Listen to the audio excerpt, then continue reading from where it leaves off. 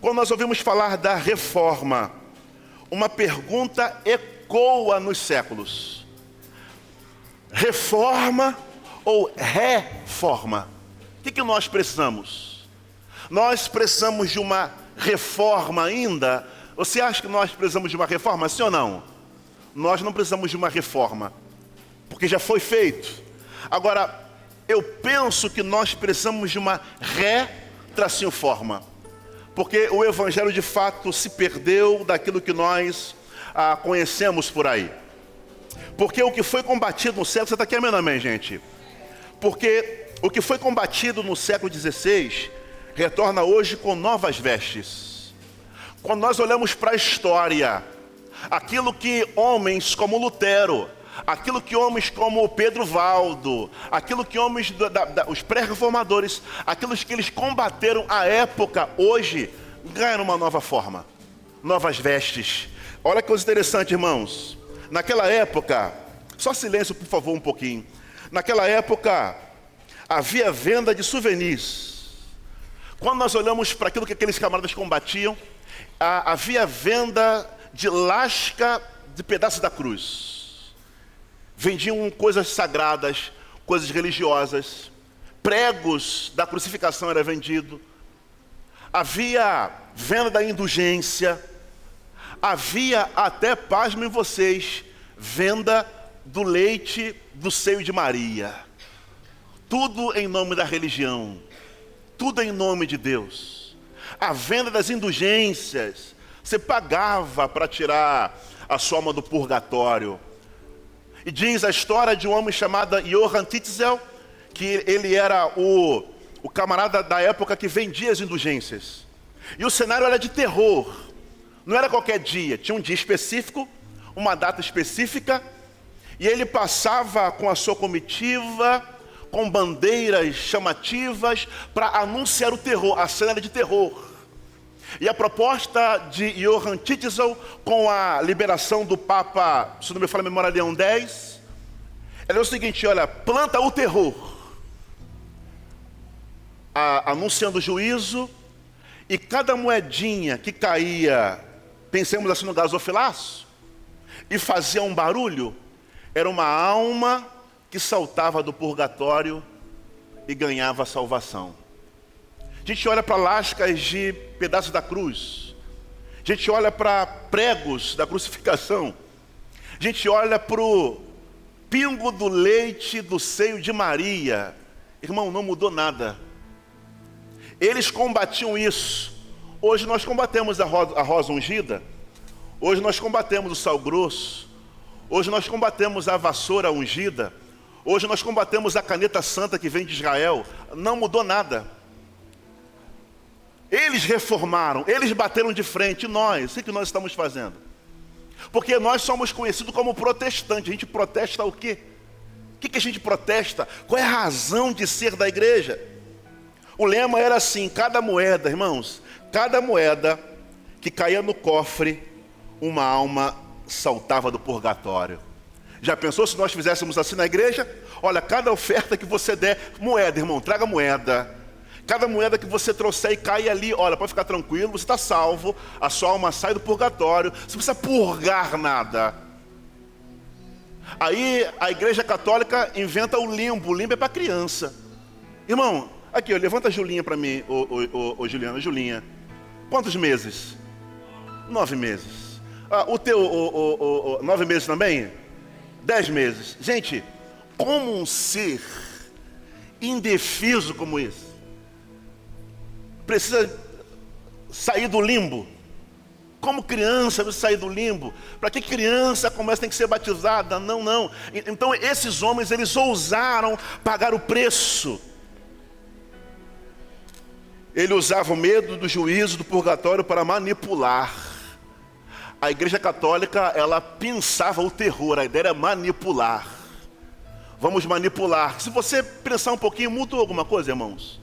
Vamos manipular a mente da galera. Por isso eu digo, uma igreja séria, uma igreja bíblica, por mais que seja um disco repetido, você sempre vai ouvir de um pastor sério. Irmãos, leia a sua Bíblia. Tenha acesso à sua Bíblia. tem amor por sua Bíblia, apreço por sua Bíblia, leia a sua Bíblia, porque, lamentavelmente, em alguns lugares, as pessoas manipulam. É pão e circo. Um povo que se rende à palavra jamais será manipulado. Então veja, a reforma não começou em 1517. Ela começou no coração de quem ousou voltar à palavra de Deus. A reforma protestante foi o rompimento com o sistema religioso corrompido, um clamor por autenticidade espiritual e fidelidade bíblica. Eles não criaram uma nova fé, mas restaurou a fé original. Os reformadores resgataram 5 solas, fundamentos que ainda hoje sustentam a nossa fé, sustentam a Igreja de Cristo, e nós o veremos durante o culto que nós estamos prestando ao Senhor. Vamos adorar a Deus mais uma vez.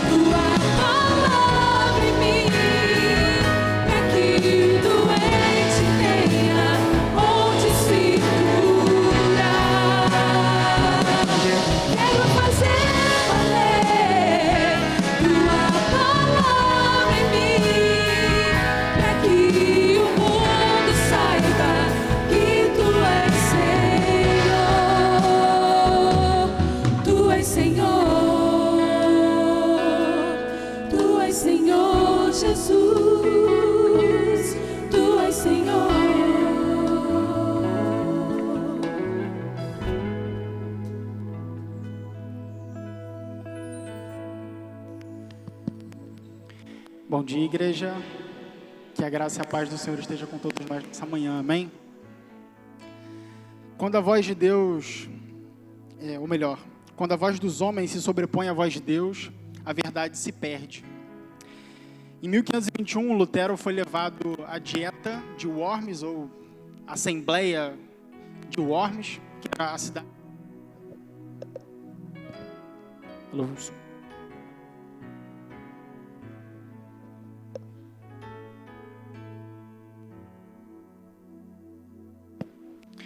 Bom, problemas técnicos, ao vivo a gente tem dessas.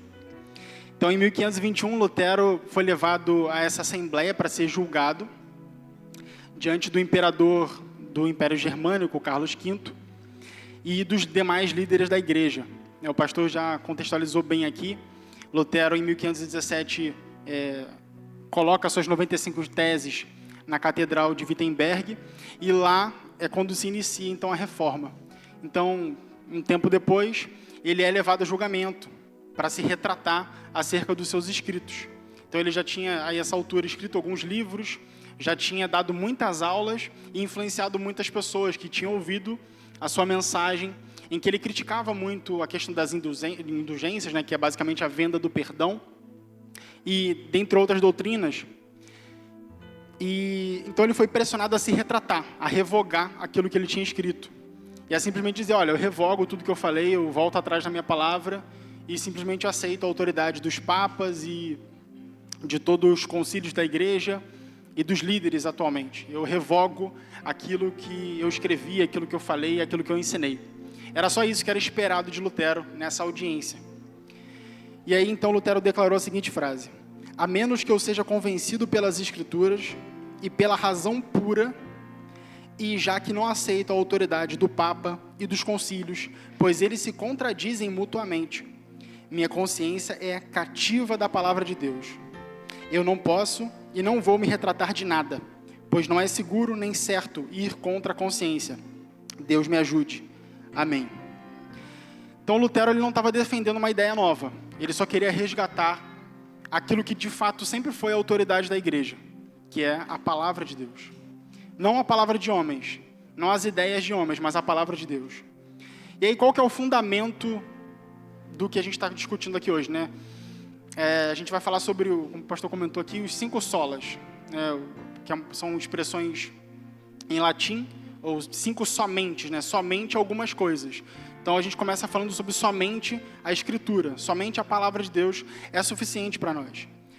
Em 2 Timóteo, capítulo 3, versos 16 e 17, a Bíblia diz assim: toda a Escritura é inspirada por Deus e útil para o ensino, para a repreensão, para a correção e para a instrução na justiça, para que o homem de Deus seja perfeito e perfeitamente habilitado para toda boa obra. A palavra aqui, usada como escritura, né, traduzida como escritura, lá no grego original, ela significa literalmente aquilo que está escrito. E aí a gente pode pensar, a respeito do que Paulo está se referindo, sobre o que ele está falando aqui. Aqui, especificamente, né, de forma principal, ele está falando do Velho Testamento. Então, das escrituras que Jesus usou para combater Satanás, quando ele é tentado no deserto, por exemplo. Jesus falou várias vezes, né, está escrito. Então, ele usou a escritura. Aquele texto do Velho Testamento que já estava consolidado e que as igrejas já usavam. Mas ele também tem uma outra palavra aqui, que é a palavra inspirada. Então ele fala, toda a escritura é inspirada. E no original, essa palavra ela significa soprada por Deus. Então, Deus como se ele estivesse soprando no ouvido. Sabe quando a gente vai fazer alguma coisa que a gente não domina muito bem, e aí alguém fica no nosso ouvido falando assim, marca a letra A, marca a letra B, sabe? Alguém soprando para nós. Então era Deus inspirando aquelas pessoas que escreveram todos os textos bíblicos e dizendo para eles como que deveria ser escrito, o que deveria ser registrado. Mas tem um detalhe muito importante que a gente não pode esquecer aqui, que é que Paulo estava se referindo sim aos escritos do Velho Testamento, mas também àqueles escritos do Novo Testamento. Os discípulos, né, os apóstolos e os demais escritores do Novo Testamento sabiam que aquilo que eles estavam registrando era também escritura. Então, eles escreviam textos e sabiam que aquilo que estava sendo registrado também ia ser parte das escrituras.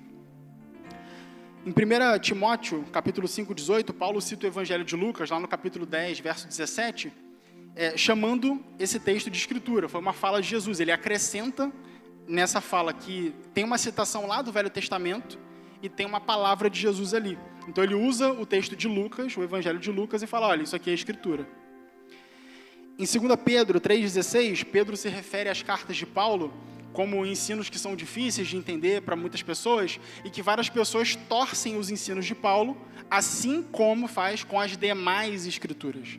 Então ele considera os escritos de Paulo como Escritura. Em Colossenses 4,16, Paulo ordena também às igrejas que sejam lidas as suas cartas mutuamente. Então ele mandou a carta para os Colossenses e falou, leiam a carta dos Laodicenses e deixem a carta de vocês para eles lerem também. Então as cartas, elas circulavam entre as igrejas, eram tidas como escritos. E o que isso quer dizer? Que desde o início os apóstolos eles sabiam o que eles estavam fazendo, eles estavam registrando a palavra de Deus, aquilo que foi soprado por Deus.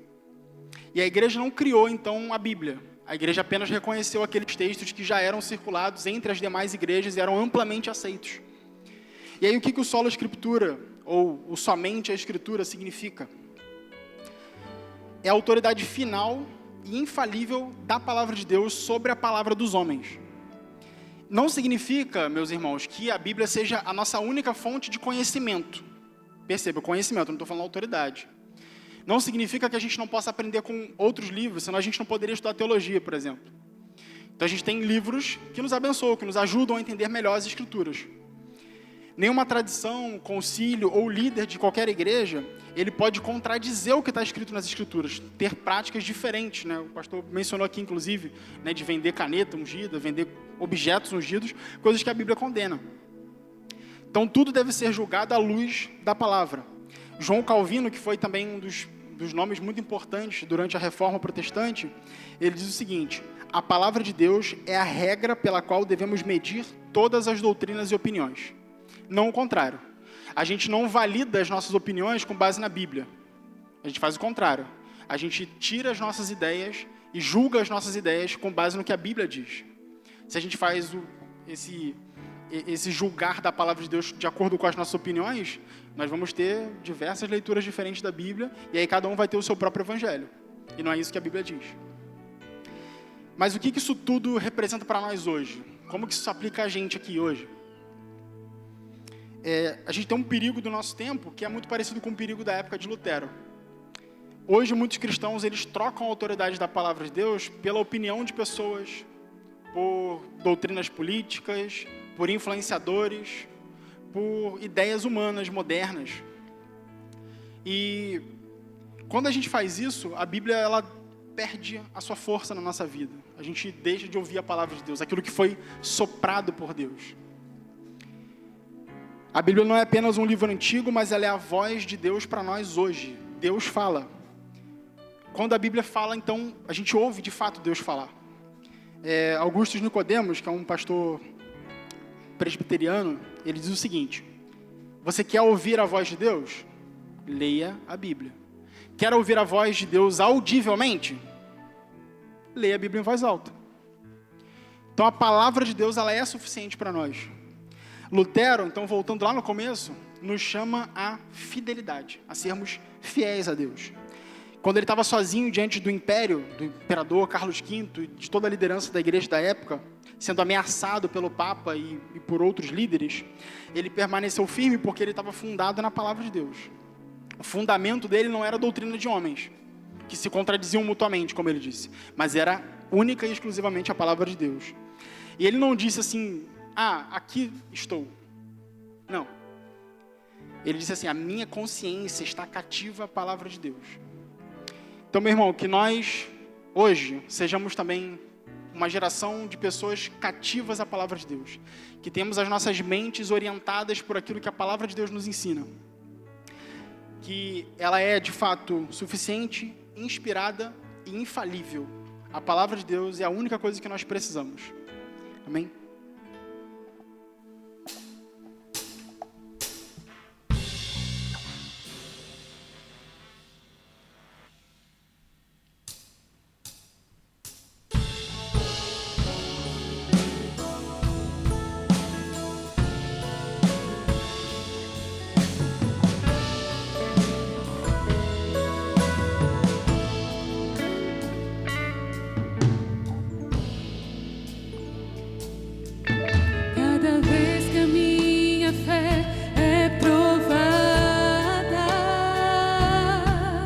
Tu me dás a chance de crescer um pouco mais.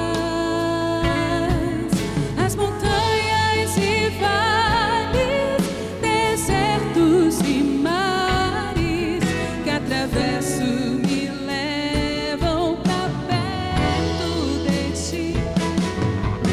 As provações não são maiores e não vão me impedir de caminhar. Se diante de mim não se abrir o mar, Deus vai me fazer andar por sobre as águas, rompendo em fé. Minha vida se revestirá do seu poder, rompendo em fé.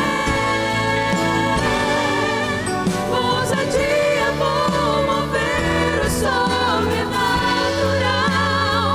Vou lutar e vencer, vou plantar e colher. A cada dia vou viver, rompendo em fé, rompendo em fé. Minha vida se revestirá do seu poder, rompendo em fé. Ousadia, vou mover o sobrenatural. Vou lutar e vencer, vou plantar e colher. A cada dia vou viver, rompendo em fé.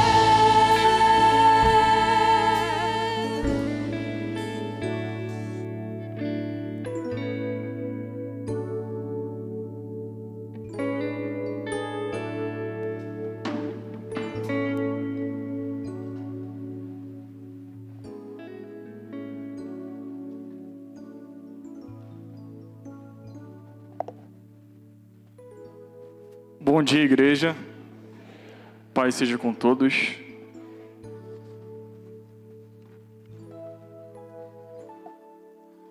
Bom, sobre mim foi encarregado de falar de sola fide, somente pela fé. Lutero afirma que o ser humano só pode ser justificado pela fé em Cristo, não por méritos, obras ou ritos religiosos, mas somente pela fé em Jesus. A palavra fé significa crença ou confiança em algo ou em alguém. Nas Escrituras, ter fé é depositar toda a sua confiança e toda a sua crença em Jesus Cristo. Fé é o meio pelo qual o pecador recebe a graça de Deus, pois a lei é incapaz de salvar o ser humano. A justificação vem por meio da fé, conforme Romanos 1, 16, 17. Portanto, não me envergonho do Evangelho, pois é o poder de Deus para a salvação de todo aquele que crê, primeiro do judeu, também do grego, pois a justiça de Deus se revela no Evangelho, de fé em fé, como está escrito, o justo viverá pela fé. Essa última palavra foi muito importante e marcante na vida de Lutero, né? Porque ele não se sentia justo diante de Deus, né? E essa palavra é muito difícil de lidar, né?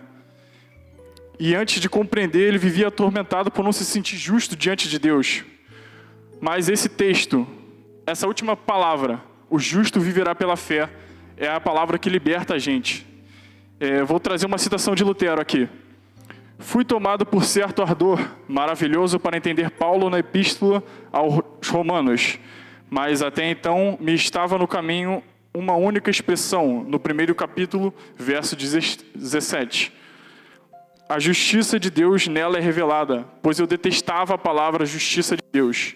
Eu me via diante de Deus como um pecador, com consciência completamente inquieta, até que pela misericórdia de Deus, incessantemente dias e noites, refletindo sobre isso, voltei-me para a relação das palavras, a saber, a justiça de Deus nela é revelada, como está escrito, o justo viverá pela fé.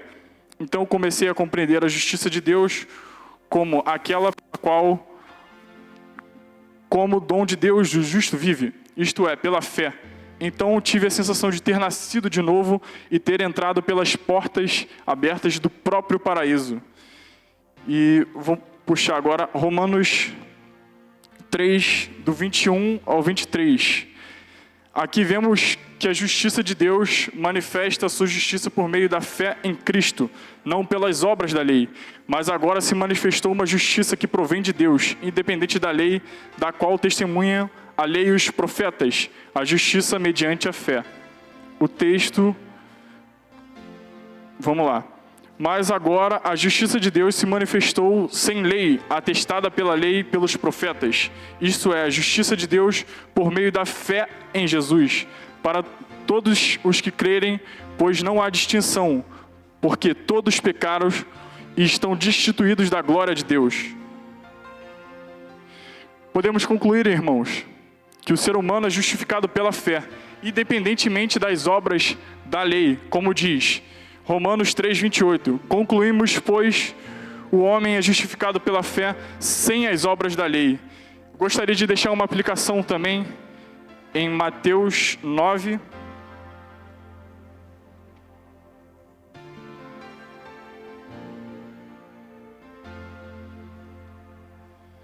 (9, 19 em diante).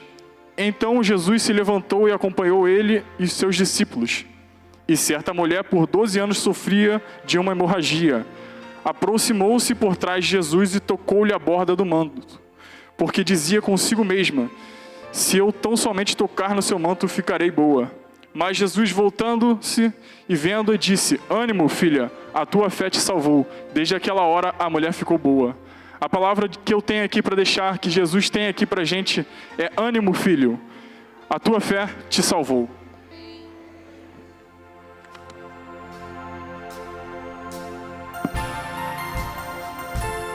Você pode se colocar de pé? Vamos adorar o Senhor?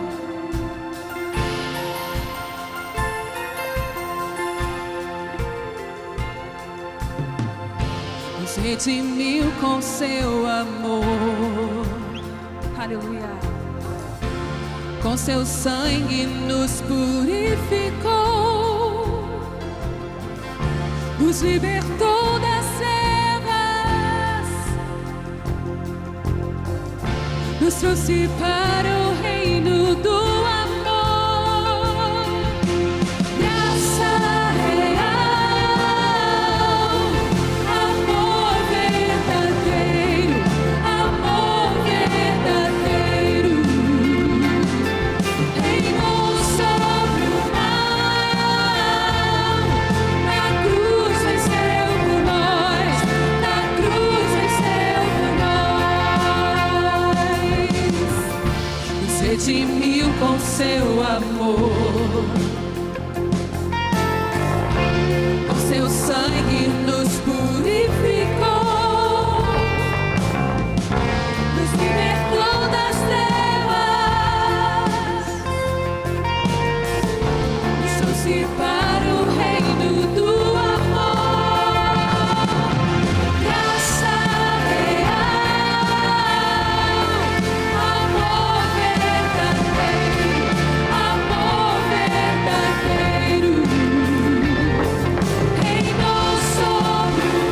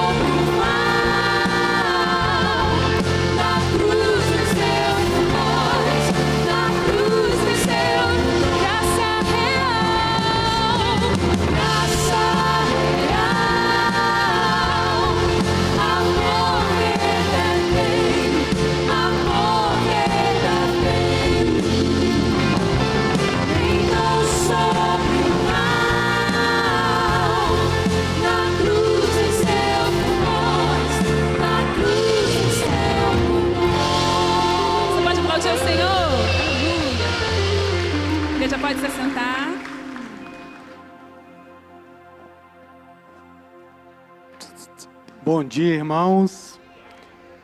Dando continuidade às solas que Lutero colocou na Reforma, vamos falar sobre a sola graça, ou seja, somente a graça. E por que ela é tão essencial quanto as Escrituras e quanto a fé? Um dos pontos chaves que separam o verdadeiro evangelho bíblico dos falsos evangelhos que não podem salvar é a graça. Nós temos a certeza e a convicção de que somente a graça. É claro que é importante ter a fé, é importante ter a fé. A Escritura é importante, é essencial para nós. Mas também a fé, ela é essencial para a nossa salvação. Por quê? Porque Lutero chegou à conclusão, de que fazer todos aqueles chamados, indulgências para receber a salvação não adiantaria de nada. Eu posso ser o melhor cristão da terra, eu posso ser o pior cristão da terra. Nada disso vai me garantir a salvação. Nada do que eu fizer vai me garantir a salvação. Somente a graça de Deus. Porque a graça de Deus, ele é um dom gratuito. Então não precisamos fazer nada. Lá em Efésios 2, 8, 9, olha o que diz, irmãos. Pois pela graça de Deus vocês são salvos, por meio da fé.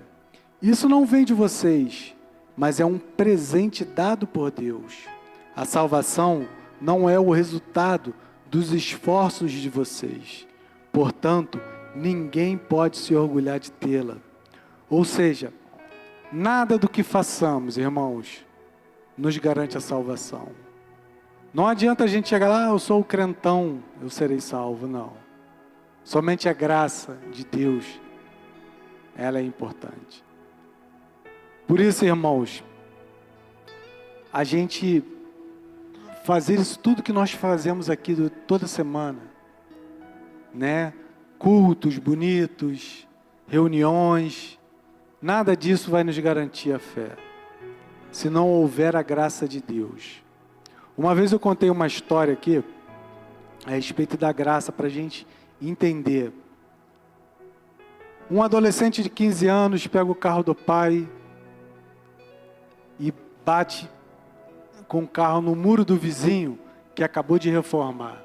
Aí o vizinho vai e pega esse garoto de 15 anos e fala assim: posso tratar disso de 3 formas: com justiça, com misericórdia e com graça. Com justiça, chamaria o garoto, o pai do garoto: vocês têm que pagar isso aqui, pagar meu muro, e você resolve lá com seu pai o conserto do carro. Pô, ele estaria agindo com justiça. Com misericórdia, chamaria o garoto, falaria para o garoto: não se preocupa com o meu muro não, que eu conserto meu muro, eu dou um jeito, mas você pega o carro, vai lá e resolve com seu pai. Estaria agindo de misericórdia. E agindo com graça, chamaria o garoto e falaria assim: não se preocupa com o meu muro, não se preocupa com o seu carro que eu vou botar na oficina, vou tirar a sua carteira de motorista e de quebra ainda te levo para tomar um sorvete ali no McDonald's. Nossa, mas o que é isso? Essa é a graça de Deus. Coisas que a gente não merece. Nada do que façamos vai nos dar a graça de sermos salvos, a não ser pela graça de Deus, através de Jesus Cristo. Porque a graça dele foi provada e foi liberada através do sacrifício de Jesus.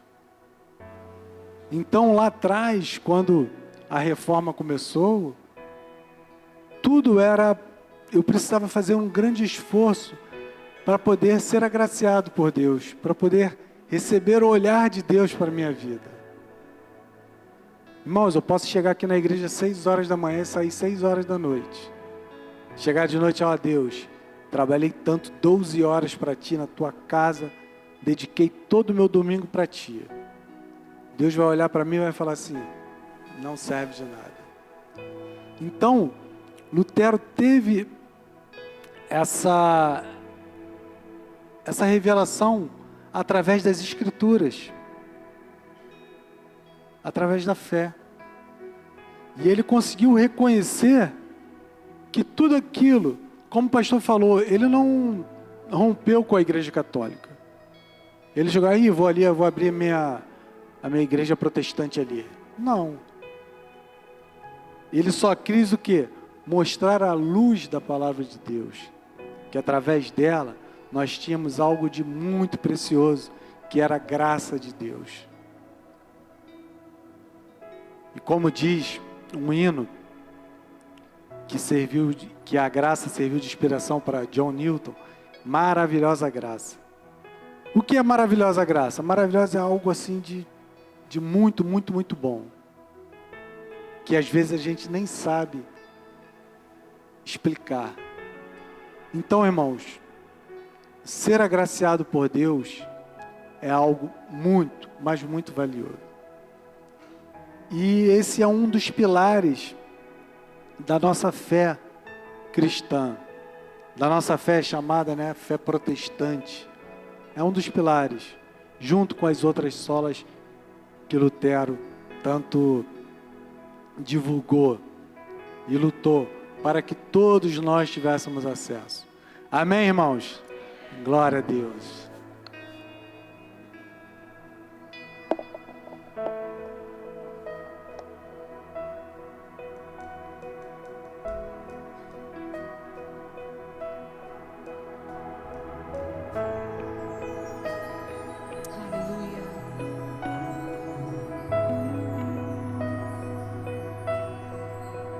Não há outro como tu, soberano e fiel. Não há outro como tu. Reina sobre a terra e céu. És o Alfa e o Ômega, início e fim. És o ar que eu respiro, tudo pra mim. Tu és Jesus, tu és Jesus.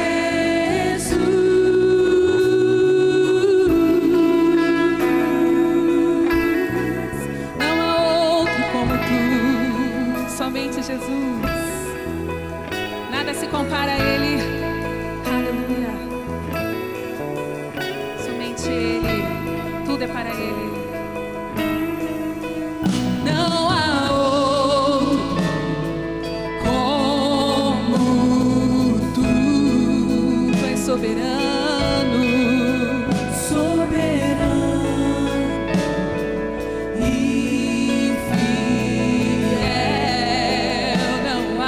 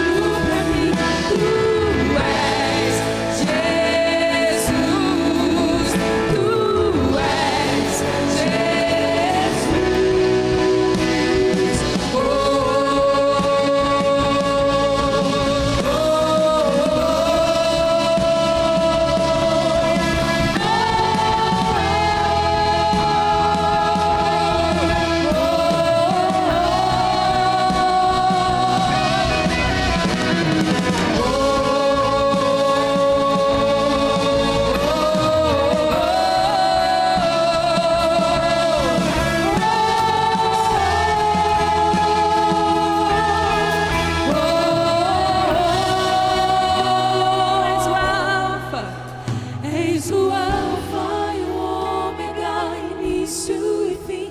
És o ar que eu respiro, tudo pra mim.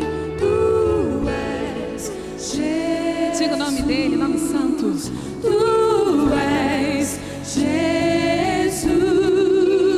És o Alfa e o Ômega, início e fim. És o ar que eu respiro, tudo pra mim. Tu és Jesus. Tu és Jesus.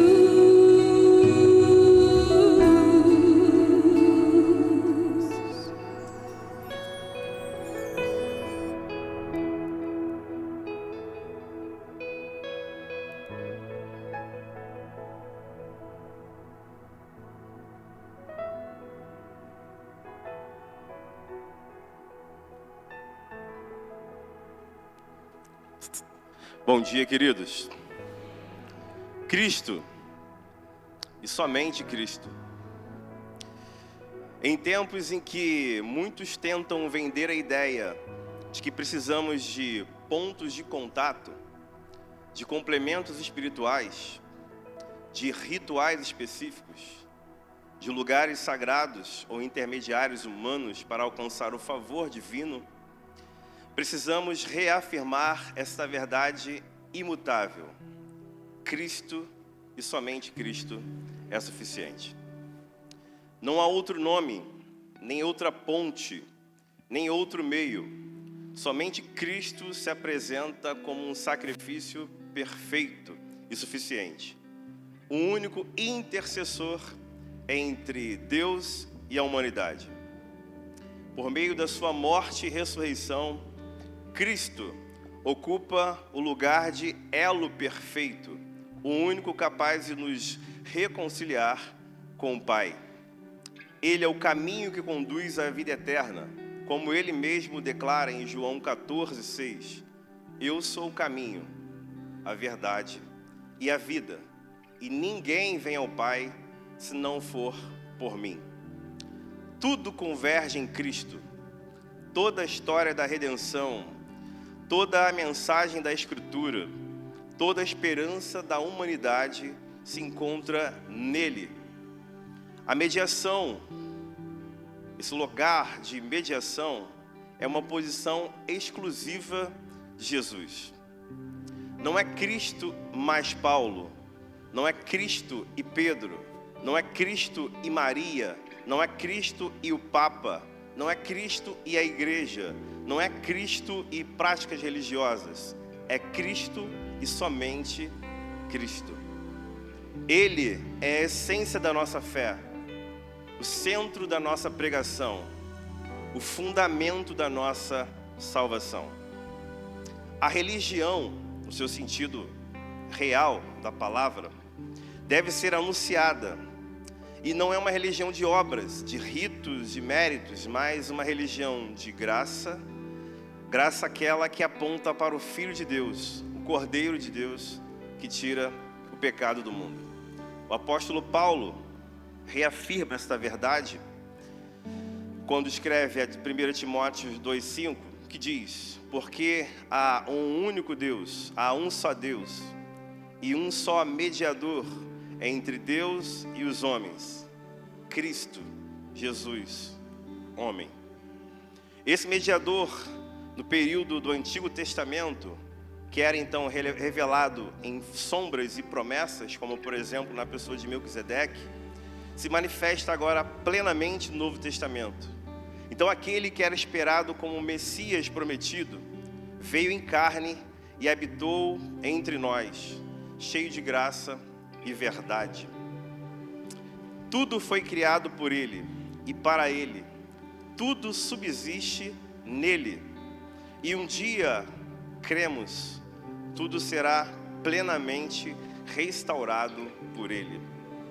Por isso, afirmamos com convicção: não há outro mediador, não há outro salvador, não há outro nome digno de adoração.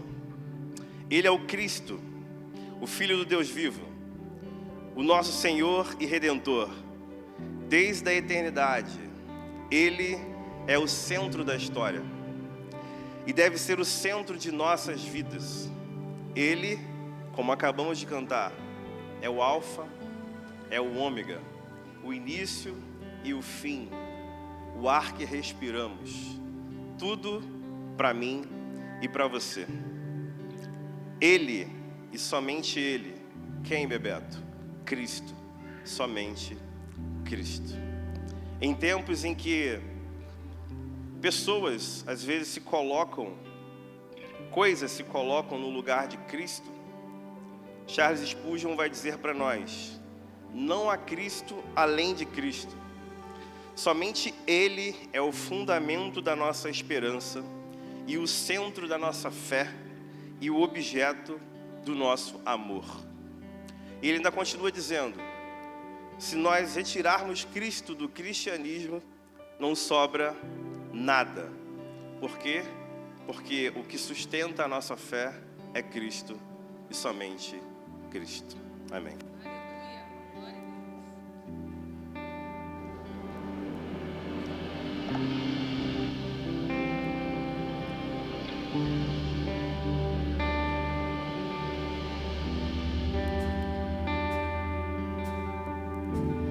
Porque dele, por ele, para ele são todas as coisas. Aleluia. Glória a Deus. Porque por ele, para ele são todas as coisas. Porque dele, por ele, para ele são todas as coisas. Porque dele, por ele, para ele são todas as coisas. A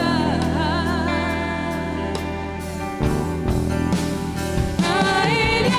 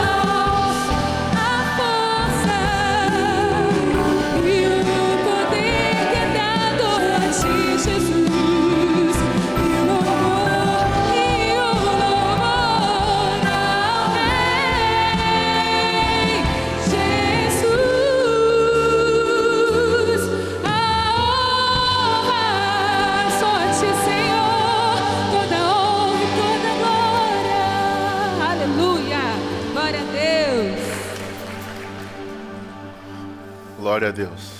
Você está sendo abençoado? Diga glória a Deus. A nossa proposta nesta manhã foi darmos um tom diferente à nossa liturgia cultica, analisando todo o teor da história. Hoje nós temos a liberdade para cantar, porque homens e mulheres de Deus ousaram segurar a corda. Nós estamos fazendo menção dos reformadores, dos pré-reformadores, mas nós podemos olhar para trás e perceber a igreja do primeiro século, os apóstolos.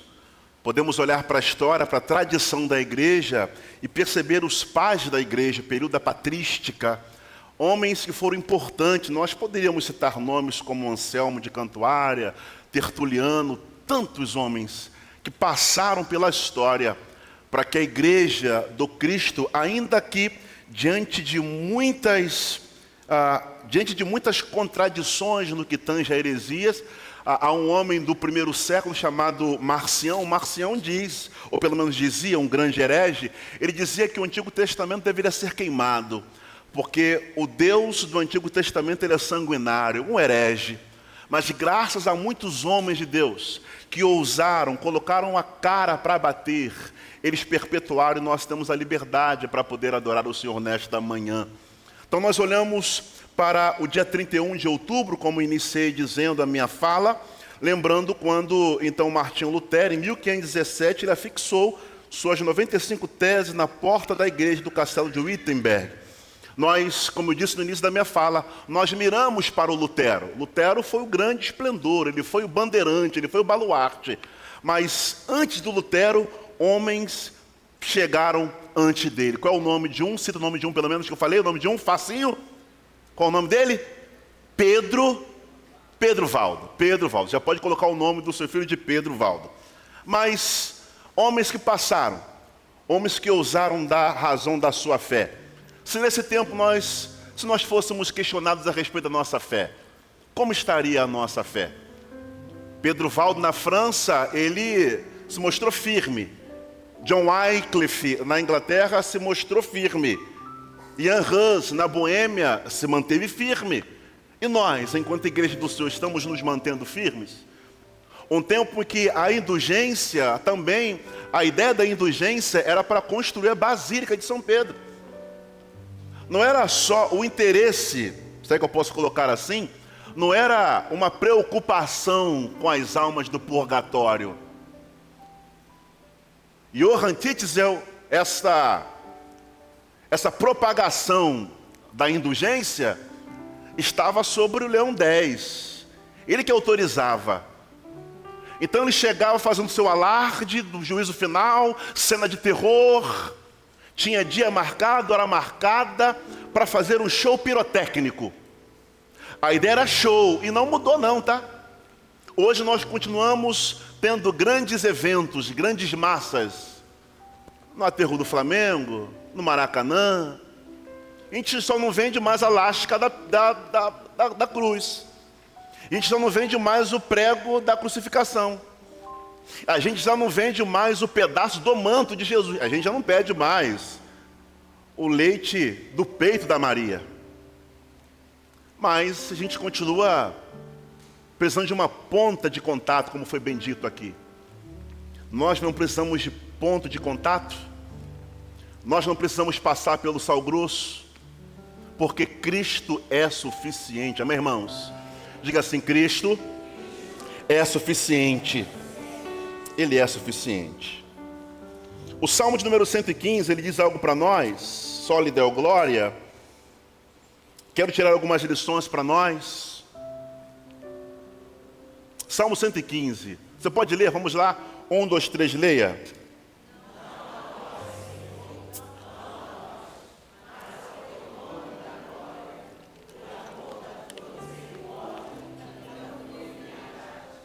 Glória a Deus. Pensando na minha fala, nessa divisão que eu fiz com os meninos, cadê o Luan? Luan estava nervoso, cadê o Luan? Está vivo, Luan? Está vivo. Pastor, eu vou falar 3 minutos. Fale 3 minutos no nome de Jesus, mas fale, né? A minha última participação nessa manhã, eu me deparei com esse texto, Salmo número 115. Você sabe que Salmo não tem capítulos. Salmos são divididos por seções. Então me deparei com esse salmo de número 115 e eu chamaria de um lembrete poético. É bom não tirarmos isso da mente. Na verdade, bom seria se nós lembrássemos disso todos os dias. Não a nós, Senhor, não a nós.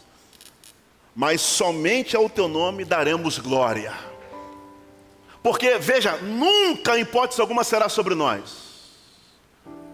Não é por aquilo que somos, não é por aquilo que fazemos, não é por aquilo que temos na nossa conta bancária, não é pelos nossos olhos azuis, não é porque nos vestimos bem, não é porque levantamos todos os dias, nunca será sobre nós. Talvez você não saiba, e eu quero lembrar você nesta manhã, que o fôlego de vida não vem de você, é de Deus. É Ele quem lhe dá essa bênção. Talvez você não saiba, mas até o remédio que você toma para deixar a sua pressão de forma equânime é o Senhor. As mãos do Senhor estão sobre esse remédio.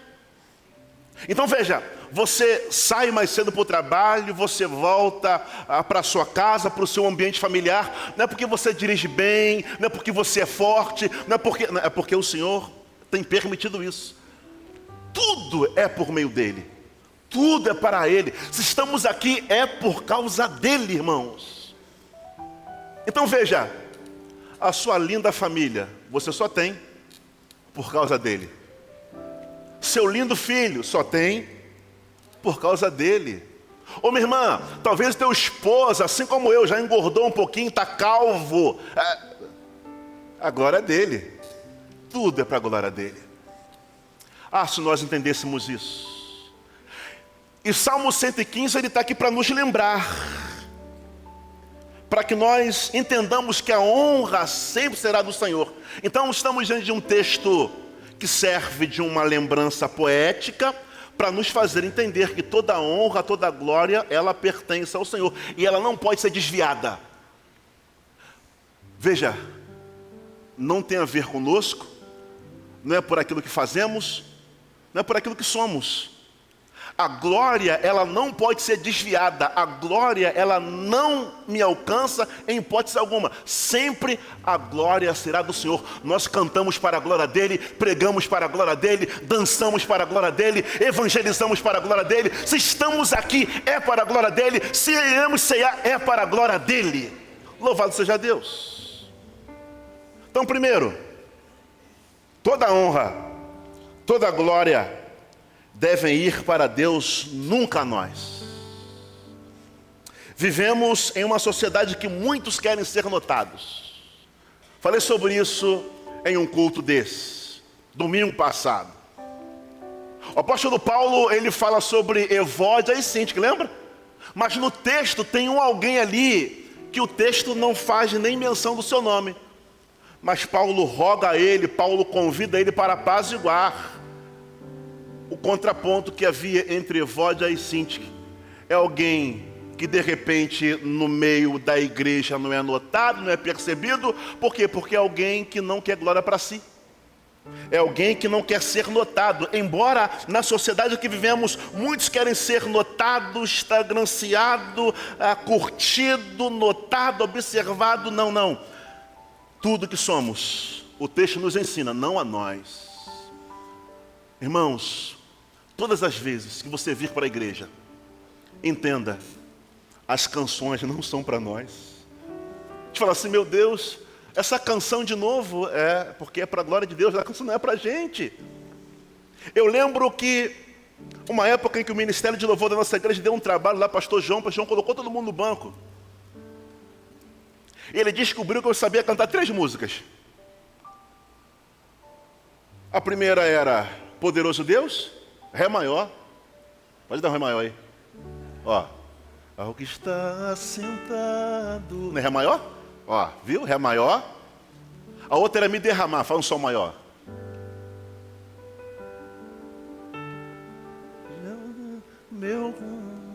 Vou chegar no tom.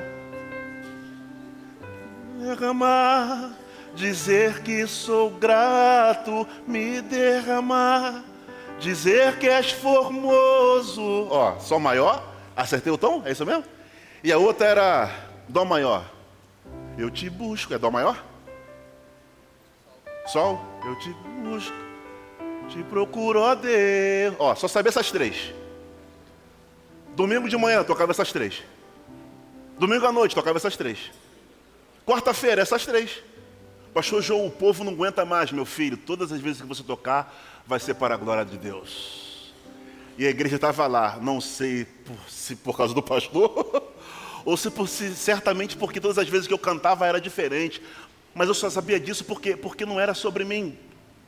Eu era só um instrumento naquele momento, mas eu entendi que não era sobre mim, era sobre o Senhor. E cada vez que nós cantávamos, nós adorávamos o Senhor. Então não venha para o culto achando que o culto é para você, porque não é. Diga assim, o culto não é para mim.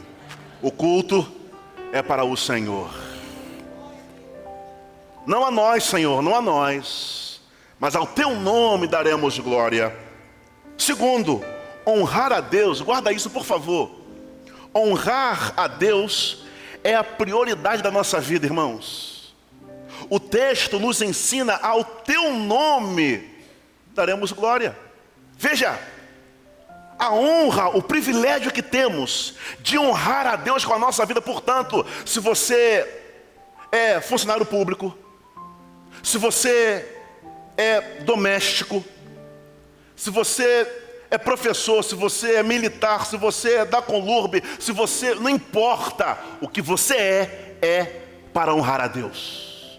Deus tem um propósito através da sua vida no ministério que você tem. Deus tem propósito, porque nunca será sobre nós.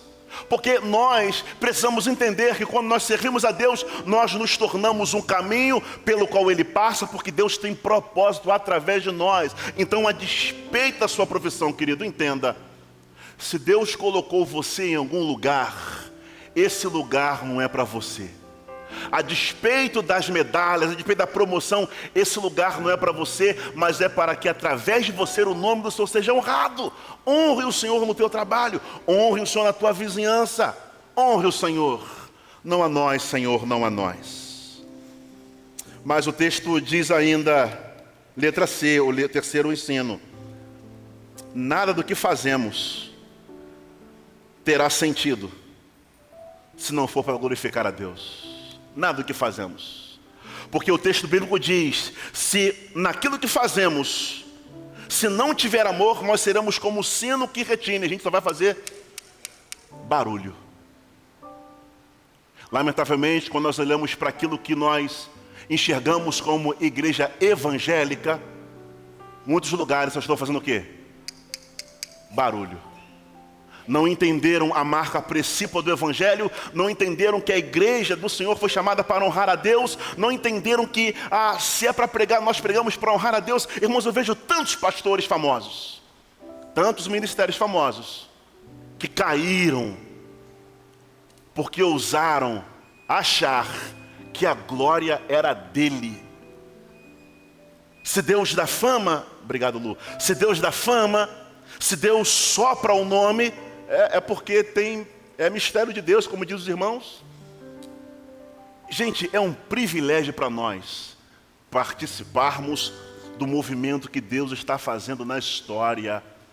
Nós não precisamos de uma nova reforma, porque Pedro Valdo, Lutero, Calvino, esses homens e os pós-reformadores, aqueles que vieram depois, eles deixaram um legado de fé. Hoje nós nos encontramos aqui porque nós nos tornamos o legado da fé. O que nós estamos fazendo com isso? Qual é a marca precípua da igreja hoje? Será que nós ainda nos encontramos precisando de uma ponte de contato? Precisamos ainda de alguma coisa para entender que Cristo é suficiente? Será que João 3,16 se tornou já obsoleto? Porque nós sabemos de cor João 3,16. Nós poderíamos recitá-lo aqui audivelmente. Mas será que nós entendemos a razão de ser João 3,16, o texto áureo da Bíblia Sagrada? Será que nós entendemos quem é o Cristo, o nosso Senhor? Será que nós entendemos a razão de estarmos aqui? Porque ao longo da tradição, homens combateram isso. Porque os cristãos da época, eles eram vistos como autofágicos. Eles comem um corpo de um tal de Crestos. Eles bebem o sangue do tal de Crestos. Nós não comemos carne. Nós não bebemos sangue de ninguém. Ao longo da tradição, a igreja então entendeu que o processo da transubstanciação, ao ingerirmos um pedaço desse pão ou desse pão sem fermento, eles entenderam que há uma transubstanciação ali. Alguma coisa se transforma. Há um elemento místico. Não, para nós fazemos em memória. Mas não pararam por aí. Se você reparar, hoje não tanto, mas há muitos anos atrás, quando dentro do sistema litúrgico da igreja, tinha lá o padre, o papa ou o bispo, os seus pares, eles faziam questão de dar a hóstia lá na boca das pessoas. E durante um tempo eles vinham assim, ó, repararam isso? Eles vinham assim, ó. Para quê? Para que o corpo do Cristo não caísse no chão. Aquilo era um sacrilégio. Irmão, se você porventura deixar um pedaço desse pão cair no chão, caiu. Você vai levantar a mão, o diácono vai servir você de novo. Uma coisa é você jogar, é outra coisa. Outra coisa caiu, então o diácono vai até você e vai servir você novamente. Por que você não está deixando o corpo do Cristo cair no chão? Para nós, é um memorial, não banal. É um tempo de reflexão, um tempo de trazer a memória, de repensar, avaliar a vida, a comunhão, a igreja.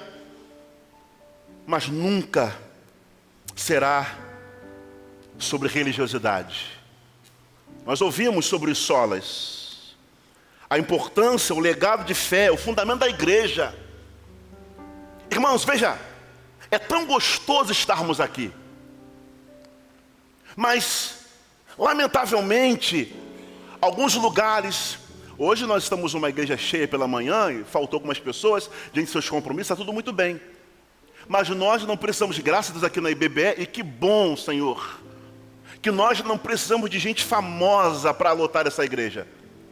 Porque você vem para essa igreja, eu quero crer nisso, e meu coração fica muito em paz nisso, porque você vem para essa igreja por causa disso aqui, ó.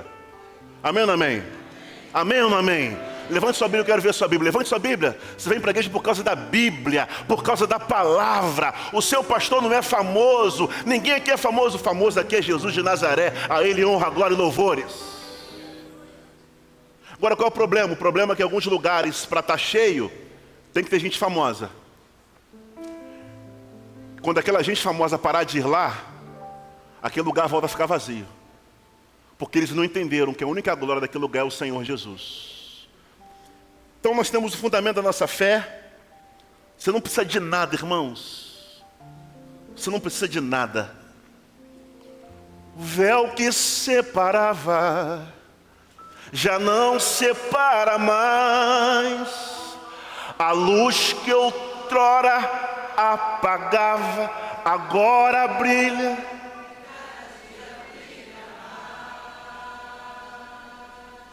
Só para te adorar. Diga.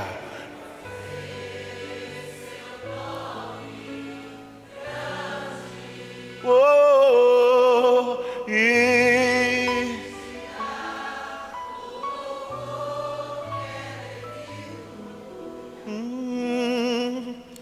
estamos nós aqui. Mas o véu que separava já não. A luz que outrora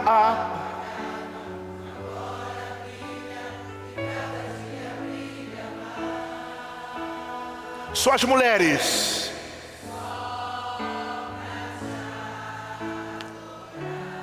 Só os homens e fazer teu nome. Só as irmãs.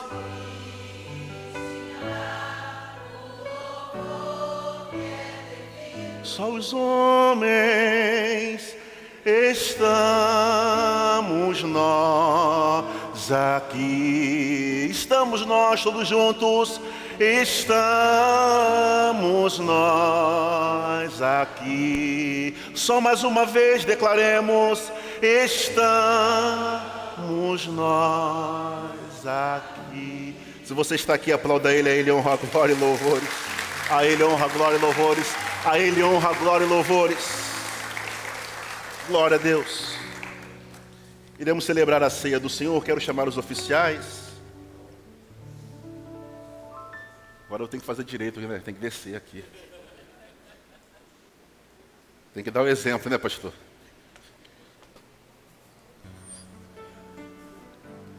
Os oficiais, por favor.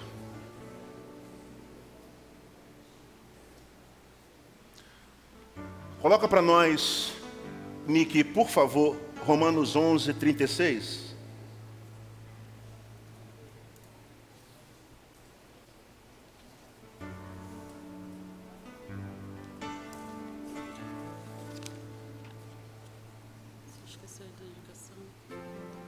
Esqueci. Estou tão empolgado hoje. Porque dele, por meio dele, para ele são todas as coisas. A ele, pois, a glória eternamente. Amém. Você pode declarar isso? Vamos lá? 1, 2, 3, leia.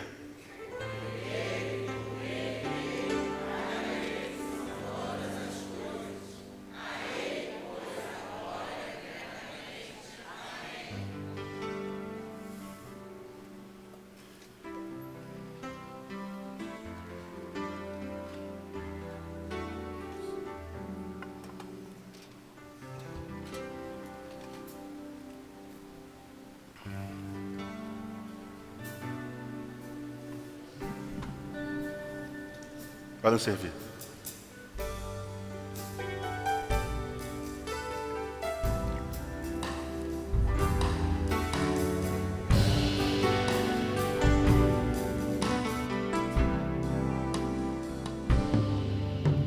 O nome de Jesus é poderoso. O nome de Jesus é sobre todos. Nome mais doce, nome mais lindo, nome sublime é o nome de Jesus. O nome de Jesus levanta os mortos. O nome de Jesus sara os feridos.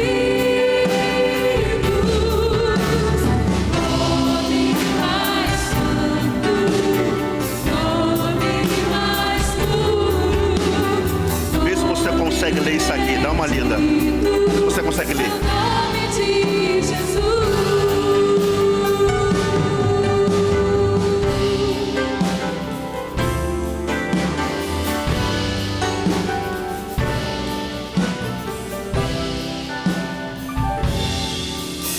O nome de Jesus. Adora o Senhor, meu irmão. É poder. O nome de Jesus é sobre todos. Nome mais doce, nome mais lindo, nome sublime é o nome de Jesus. O nome de Jesus levanta os mortos. O nome de Jesus sara os feridos. Nome mais santo, nome mais puro, nome bendito é o nome de Jesus. Nome mais santo, nome mais puro, nome bendito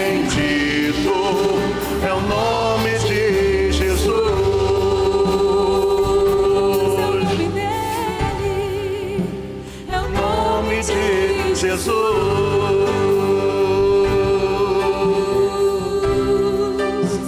o nome de Jesus. Nome sobre todo nome. É o nome de Jesus.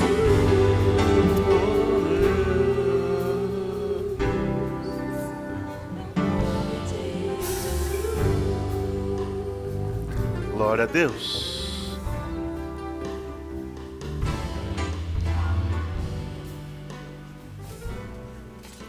Já foi.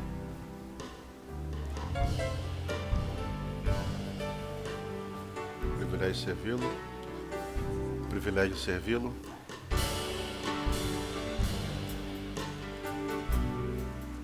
Privilégio servi-lo. Privilégio servi-lo.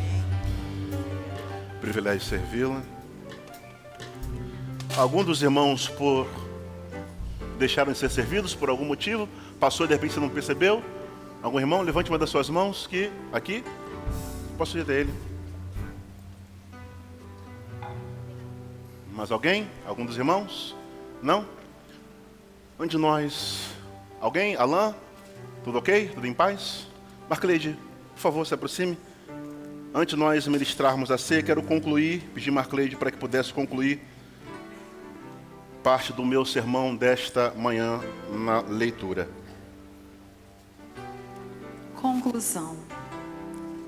Se a reforma foi um evento histórico, a reforma é uma necessidade permanente. A igreja deve ser sempre reformada, sempre se reformando, não por vaidade, mas por fidelidade. Amém, Jesus. Reformar é deixar o Espírito Santo corrigir o que se desviou, purificar o que se contaminou, renovar o que se acomodou. A verdadeira reforma não aconteceu apenas em 1517. Acontece toda vez que um coração se rende novamente à palavra de Deus. Na aplicação espiritual, celebrar a reforma é mais que olhar para o passado. É permitir que o Evangelho nos reforme no presente. Reformar é o que Deus fez na história. Reforma é o que Deus quer continuar fazendo em nós. Em tempos de superficialidade, a distração, voltar às 5 solas é redescobrir o essencial.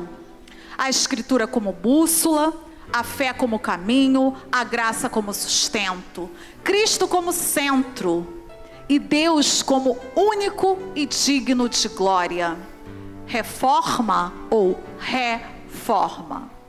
Talvez a melhor resposta seja as duas, porque o mesmo Deus que reformou a igreja no passado ainda quer reformar o nosso coração hoje. Amém. Glória a Deus. Pastor Alexandre Reis. Amém. Glória a Deus. Louvado seja teu nome, Senhor. Por amor a Jesus. Trazendo à memória nesta manhã tão importante. Uma manhã de marco, uma manhã que celebramos. Por amor a Jesus. Comemos todos.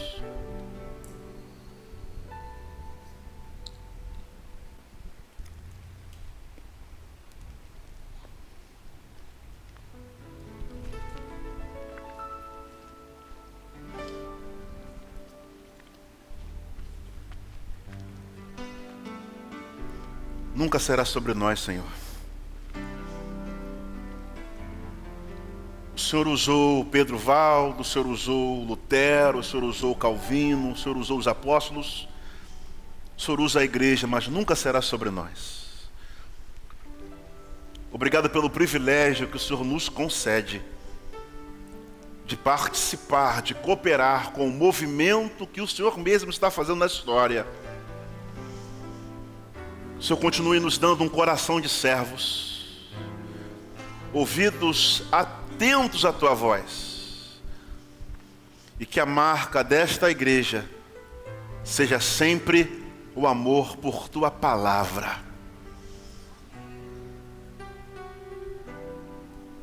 Obrigado por tudo. seria de nós se não fosse o teu amor, Pai? Diante das nossas limitações, nossos erros, encontramos no Senhor um abraço, um Pai tão bondoso. Se não fosse o teu Filho Jesus, o que seria de nós? Mas estamos aqui é porque o teu amor nos alcançou, a tua graça nos alcançou, a tua misericórdia está sobre nós. Reconhecemos isso. Nós reconhecemos isso, que sem o Senhor nós estamos perdidos. É pela graça que nós somos salvos. Obrigado por isso, ó Deus. Nesse momento, bebamos todos.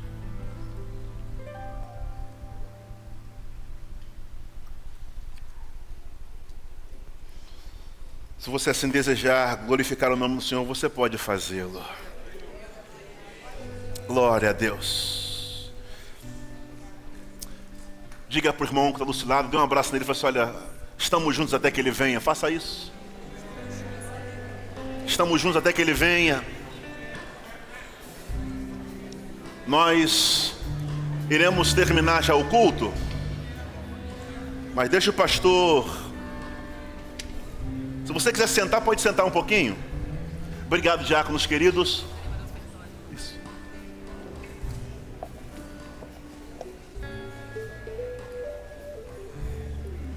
Estamos terminando o culto dessa manhã. Você foi abençoado, diga glória a Deus. Uma manhã maravilhosa. Nós iremos orar pelos pedidos, mas vou fazer isso. Vê para mim, Lu, você tem pedidos ali para a gente orar? Ou então, Rebeca, por favor, querida, vê se tem um pedido ali, porque eu quero orar por esses pedidos. Acabar o culto, o pastor e mais alguns irmãos, estou indo para o cemitério de Campo Grande para dar um abraço ao Charles. Charles perdeu o seu irmão. Pastor e mais alguns irmãos, estou indo para lá. Vida pastoral é assim, celebração e desafios, né? Obrigado. À noite o pastor também não vai estar aqui, ok? Eu sou transparente. O pastor vai estar pregando no aniversário de ministério pastoral de um grande amigo que é gestor, diretor de uma associação muito importante, do qual eu fui vice-presidente. Então, por uma questão de ética, é importante estar lá. E também é aniversário da igreja. E você também vai trazer o seu dízimo, a sua oferta nesse momento. Então, alguns avisos são importantes. Eu não estou, mas você está, amém, irmãos? Você vai vir para ouvir a palavra de Deus, que será ministrada hoje por Marcleide. Então peço oração por Leci Dutra e Isabel Bueno, as duas internadas em Itaperuna, problema de AVC. Vamos orar por isso. Peço oração pela vida do Christian e da Sofia, que perderam o pai nessa mega operação. Meu Deus. Elas estão aqui? Ou foram um pedido aleatório de uma quarta-feira? Estão, se estiver, vem aqui, pastor, quer orar com você. Ou representando alguém que pediu pela Christian e Sofia, alguém que pediu? Fica com vergonha não, gente. Então não está aqui? Ou também não quer se identificar, né? Está tudo certo, sem problema algum. Perdeu o pai na mega operação, meu Deus. Que Deus tenha misericórdia. Oração pela pequena Helena, que está tendo convulsões. O pastor vai orar. Me perdoe não estar à porta para cumprimentar vocês, porque acabando o pastor vai para o sepultamento, tá bom? Vamos orar.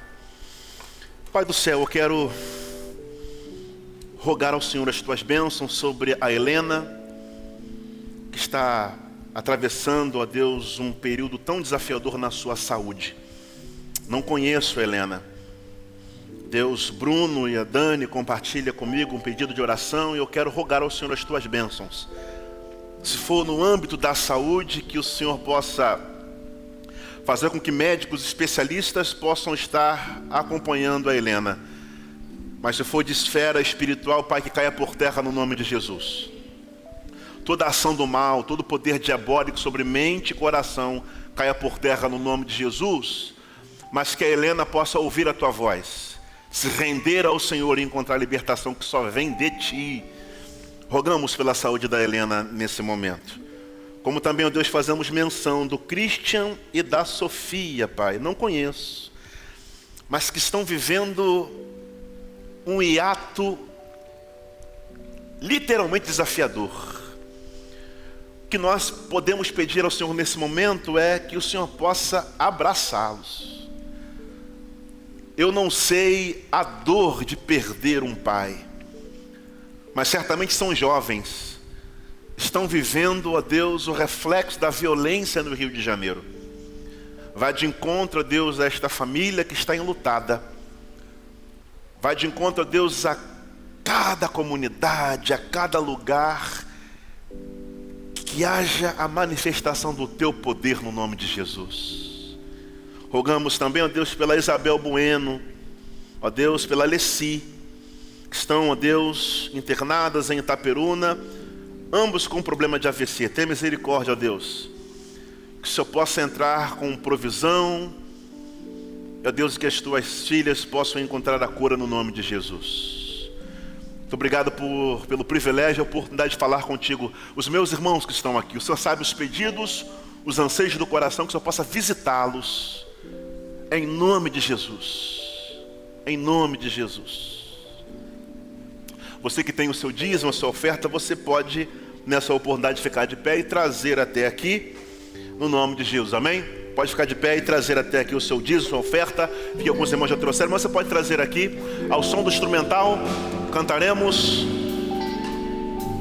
pode fazê-lo.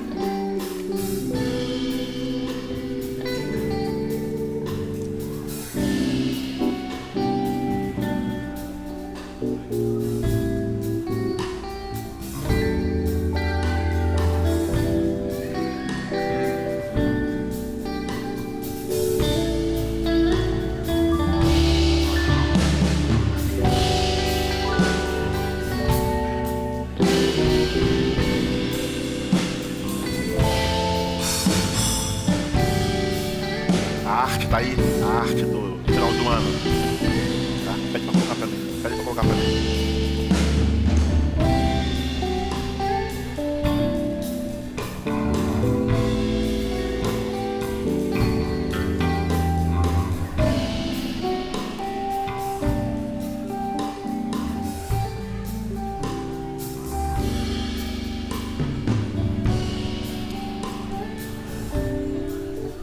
Amém.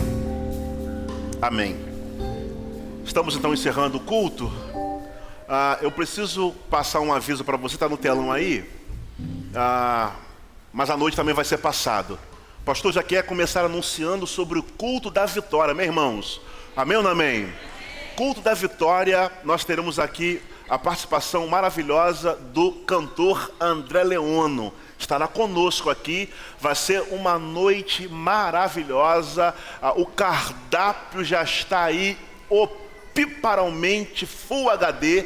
Vai ser um cardápio top, eu vou anunciar quarta-feira e domingo que vem sobre o cardápio. Mas o pastor quer já convidar a você, convocar a você a não marcar nenhum compromisso no dia 31 para o dia 1º. Se não me fala a memória, de quarta para quinta, é isso? Ou de terça para quarta? De quarta para quinta. Então, você já vem para o culto mesmo. Você vai ficar, então, às 9 horas, teremos aqui um culto lindo de gratidão. Veja, ó, culto da vitória. Por quê, pastor? Porque nós iremos olhar para trás, irmãos, um ano de vitória. Muitos caíram, muitos tombaram. Nós estamos de pé para a glória de Deus, amém? Então é motivo de nós agradecermos a Deus. Então não marque nada, eu quero ver você aqui no nome de Jesus, amém? Estenda suas mãos. Com o amor de Deus, o nosso Pai, soberano Pai, que a graça redentora e salvífica de Jesus e que as doces insondáveis comunhão do Espírito Santo seja com a família Batista Boa Esperança. E o povo de Deus diz amém. Deus abençoe vocês, amém, amém. Quarta-feira estou aqui para abraçar você e meditar na palavra. Vão em paz, vão em paz.